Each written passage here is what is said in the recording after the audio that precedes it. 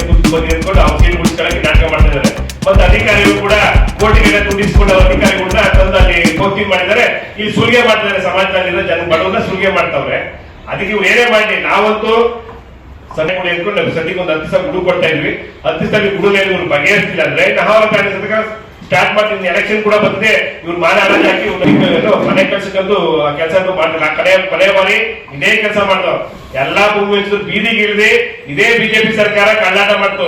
R Ashok ಕಂದಾಯ ಸಚಿವ ವಿರುದ್ಧವಾಗಿ ನಿಂತ್ಕೊಂಡಿದ್ದ. ಹೇಳ್ಬೇಕಾದ್ರೆ ಆಗಿ ಮುಖ್ಯಮಂತ್ರಿ ಇಲ್ಲ ತಿದ್ದುಪಡಿ ಮಾಡೋ ಅಂತ ಇದ್ದಾಗ ಇದೇ ಕ್ಯಾಬಿನೆಟ್ ಅಲ್ಲೇ ಇದೇ ಕಂದಾಯ ಸಚಿವ ಕಳ್ಳ ಸುಮಾರು 100 ಎಕರೆ ಜಮೀನ್ ಹಾಕಿದ್ರೆ ಭ್ರಷ್ಟ ಕಳ್ಳ ಇವನು ಇವ್ಕೊಂಡು ನಮ್ಮ ವಿರುದ್ಧ ಮಾಡ್ದ. ಅದಕ್ಕೆ ಇಡೀ ರಾಜ್ಯದಿಂದ ಬಿಜೆಪಿನ ಮನೆ ಕಳಿಸಿದಾಯ್ತು. ಕಾಂಗ್ರೆಸ್ ಕೂಡ ಇದೇ ಕಳ್ಳಾಟ ಮಾಡಿದ್ರೆ ಮುಂದಿನ ಬಾರಿ ಮನೆಗೆ ಹೋಗೋದಂತೂ ವ್ಯತ್ಯಾಸ ಇಲ್ಲ. ನಾವು ನಮ್ ಬದುಕಿಗೋಸ್ಕರ ನಮ್ ಭೂಮಿ ಕೇಳ್ತಾ ಇರೋದು ಇದೇ.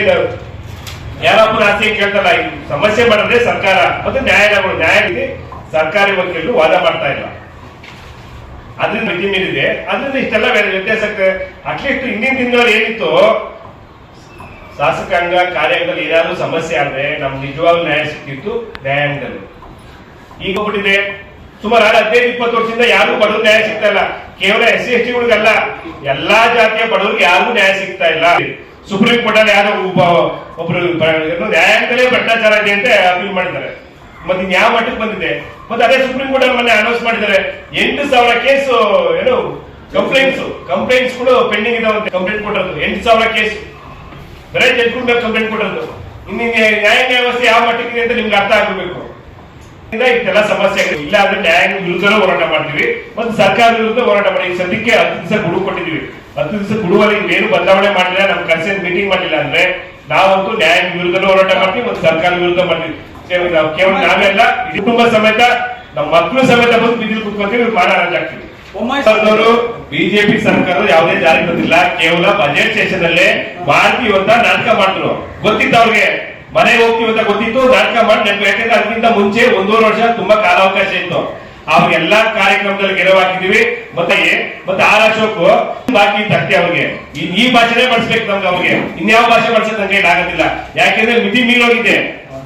ಆಯ್ತಾ? JDS ಪರ ಅಂತ ನಾವ್ ಯಾರು ಪರವೇ ಇಲ್ಲ.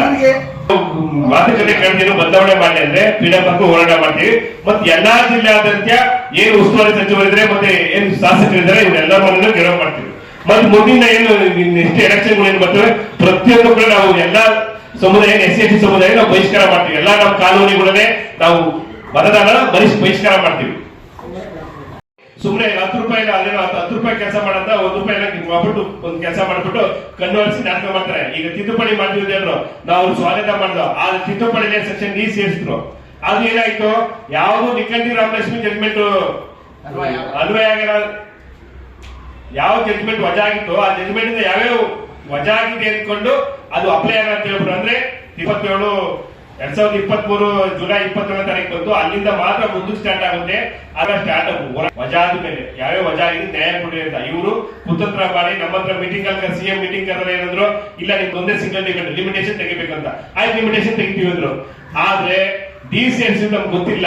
DCS ಈ ವಿಚಾರ ಎಲ್ಲಿ ಬಂತು, ಸೆಷನ್ ಅಲ್ಲೇ ಕೃಷ್ಣಬೆಲ್ಲ ಕಂದಾಯ ಸಚಿವರು ಏನಿದ್ದಾರೆ ಸೆಷನ್ ಅಲ್ಲಿ ಅನೌನ್ಸ್ ಮಾಡ್ಬೇಕಾದ್ರೆ ಮಾತ್ರ. ಅವತ್ತು ಕೂಡ ಇದೇ ಸಮಾಜ ಕಲ್ಯಾಣ ಸಚಿವರಾದ ಮಾದೇವಪುರ ಬಂದು ಇಲ್ಲ ಆ ಡಿ ಬಗ್ಗೆ ಸಮಸ್ಯೆ ನಾವು ಇಲಾಖೆಯಿಂದಲೇ ಸರಿಪಡಿಸ್ತೀವಿ, ಇಲಾಖೆಯಿಂದಲೇ ಅಪೀಲ್ ಮಾಡ್ತೀವಿ, ಅದೇನೇ ಖರ್ಚು ವೆಚ್ಚ ಇಲಾಖೆಯಿಂದ ನೋಡ್ಕೊಂತೀವಿ ಅಂದ್ರು.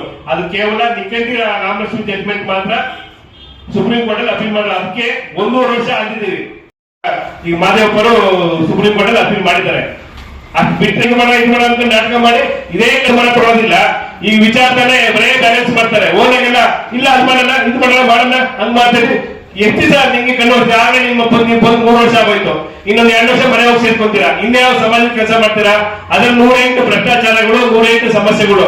ಬರೇ ನಿಮ್ ಕುರ್ಚಿ ಉಳಿಸ್ಕೊಳಕ್ಕೆ ಟ್ರೈ ಮಾಡ್ತೀವಿ ಹೊರತು ಈ ಸಮುದಾಯಕ್ಕೆ ಈ ಸಮಾಜಕ್ಕೆ ಬಡವರ ಕಾಳಜಿ ಏನು ಇಲ್ಲ. ಇವತ್ತು ಬರೇ ನಾಟಕಗಳು.